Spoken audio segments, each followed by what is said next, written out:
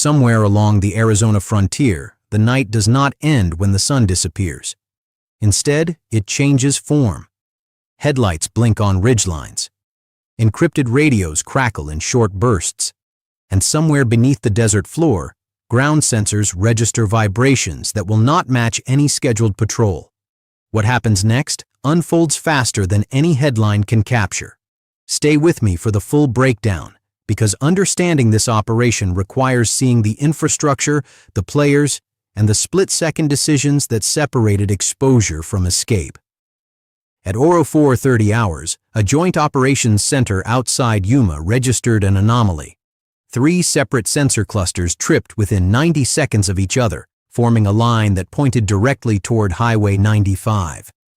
Specialist David Herrera marked the coordinates and flagged them as priority intercept. Between January and October 2025, his sector alone recorded more than 53,000 illegal crossings. But this was not a migration pattern. This was a delivery schedule. On the ground, agents call it the load window. That narrow margin between darkness and dawn when vehicles converge, cargo transfers, and the next leg of the journey begins before most Americans have poured their first cup of coffee. The handoff typically lasts under 4 minutes. After that, the load vehicle disappears into traffic and becomes invisible. Coyotes operating in this corridor can charge anywhere from $7,000 to $14,000 per person. For high-value shipments, the numbers climb into the hundreds of thousands per vehicle. One successful run covers the cost of 3 that failed. Agent Carla Montoya has worked this sector for 6 years. She has watched the tactics evolve. In 2019, smugglers started using commercial drones to scout patrol positions.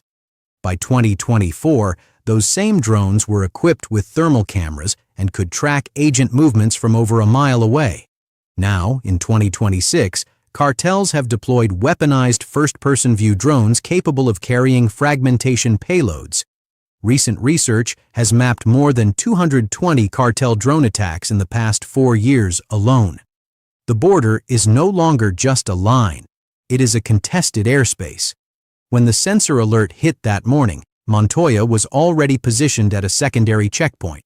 Her team had intelligence suggesting this was not a routine crossing. The cargo profile did not match the usual pattern. Too heavy, too coordinated, too quiet. At 05:02 hours, satellite imagery confirmed movement. A convoy of 4 vehicles emerged from the Sonoran side, spacing themselves at 400-meter intervals to avoid appearing as a single formation. The lead truck carried no visible cargo, but its suspension sat lower than factory standard. Weight was present where it should not have been. Colonel Marcus Webb received the feed inside a mobile command trailer linked to Joint Task Force Southern Border. The task force had deployed more than 450 Marines to this sector in recent months, augmenting Border Patrol with additional eyes, equipment, and firepower. Their mission was support, but support had a way of becoming something else when the situation demanded it. Webb studied the screen and spoke without turning. This is not a probe. They are committed. Launch the intercept package. Within 3 minutes, 2 MQ-9 Reaper drones climbed from a staging area near Yuma Marine Corps Air Station. Their sensors swept the terrain ahead of the convoy, mapping every wash, every gully, every possible exit route. Simultaneously, a Navy P-8 Poseidon adjusted its patrol arc to provide broader radar coverage across the corridor. What had started as a sensor trip was now a coordinated interdiction involving 3 branches of the armed forces. The first contact came at the Colorado River crossing.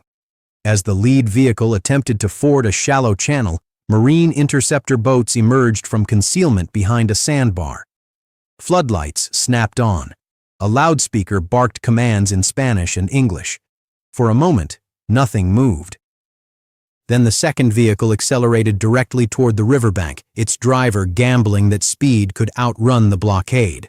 The response was measured but immediate. Precision rounds struck the engine block and front tires, shredding mobility without striking the occupants. The vehicle spun sideways and came to rest against a boulder, its cargo spilling onto the sand.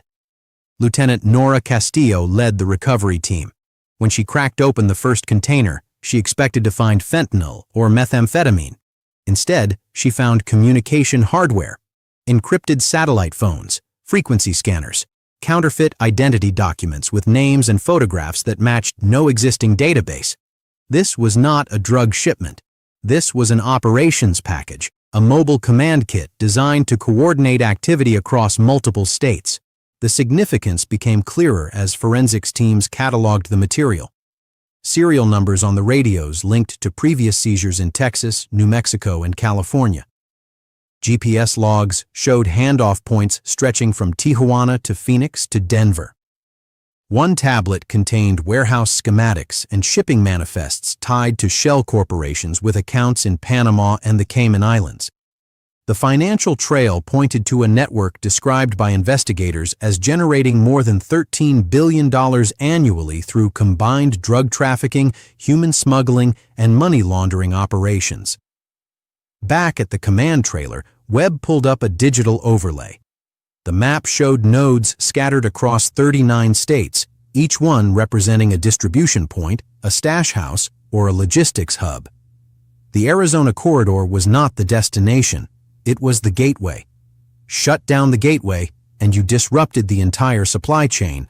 Leave it open, and the network would simply route around any single obstacle.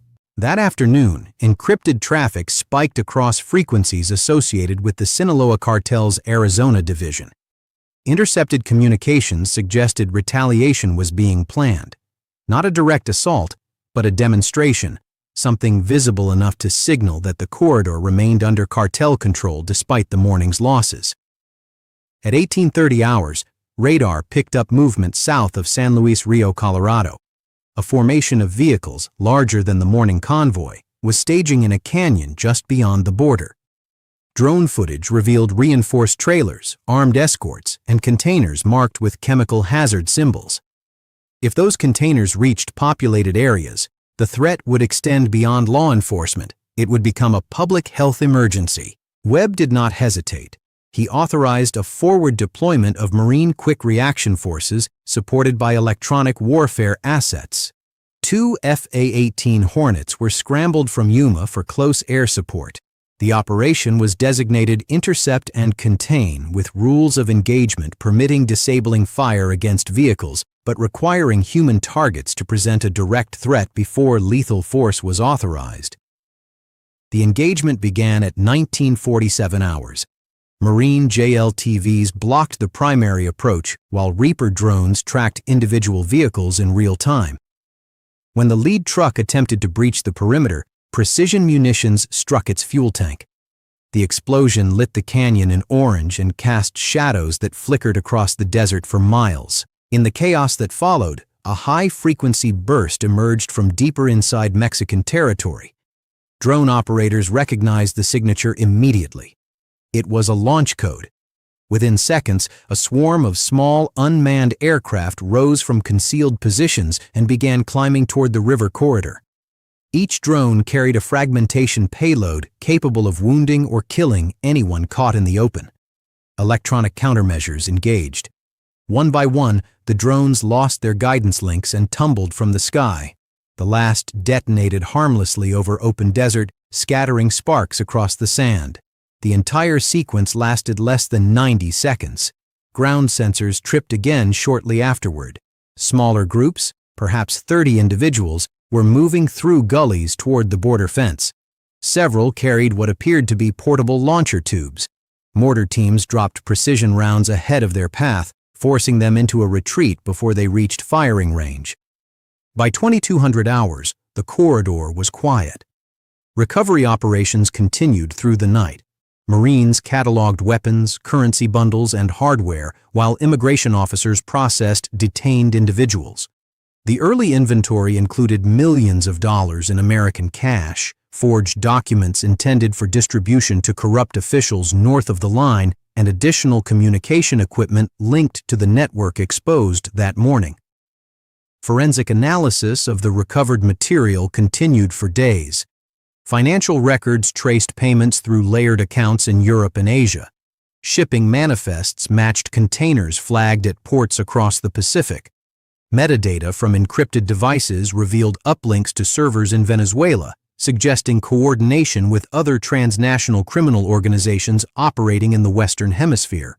The $13 billion figure was not an estimate. It was an aggregation drawn from multiple investigations spanning half a decade.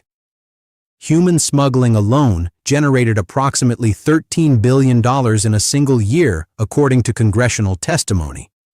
Add drug trafficking, money laundering, and extortion, and the total economic footprint of the cartel network operating through the Arizona corridor exceeded the GDP of several small nations.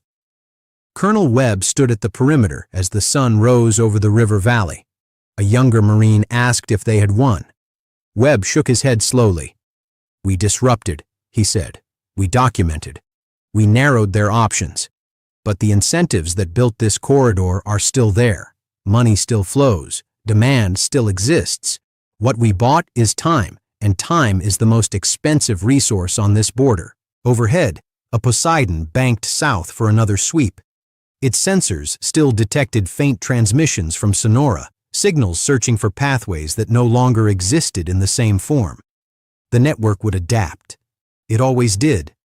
But for now, the corridor was watched, the evidence was preserved, and the institutions responsible for border security had demonstrated that pressure could be applied with precision when the moment demanded it. In the weeks that followed, news crews arrived to document the aftermath. Footage showed rows of burned vehicles, seized containers, and the steady movement of investigators through the debris field. South of the fence, encrypted channels that had been active the night before fell silent. For the first time in recent memory, the sector reported a 24-hour period with 0 recorded crossings. That silence was not victory. It was recalibration. Somewhere in Sonora, planners were already mapping alternate routes, recruiting new drivers, and testing new frequencies. The cycle would continue because the economics demanded it. But the record of what happened that night would remain, filed in evidence logs and court documents, available for oversight, available for accountability. This is how modern border security unfolds. Not as a single battle, but as a continuous contest between adaptation and response. The cartels bring drones, encrypted communications, and billion-dollar budgets. The institutions bring sensors, satellites, coordination, and the slow accumulation of evidence that transforms individual stops into prosecutable networks. The Arizona corridor will remain contested. The handoff windows will shift. The faces behind the operations will change. But the framework for response is now visible, documented in the receipts, the custody logs, and the interagency coordination that turned a sensor alert at 0430 hours into a disruption that echoed across 39 states. This video is for informational and educational purposes. It does not glorify violence or criminal activity. Its goal is to examine how complex border operations unfold, how institutions respond under pressure, and why transparency matters in understanding the challenges facing those who protect the frontier.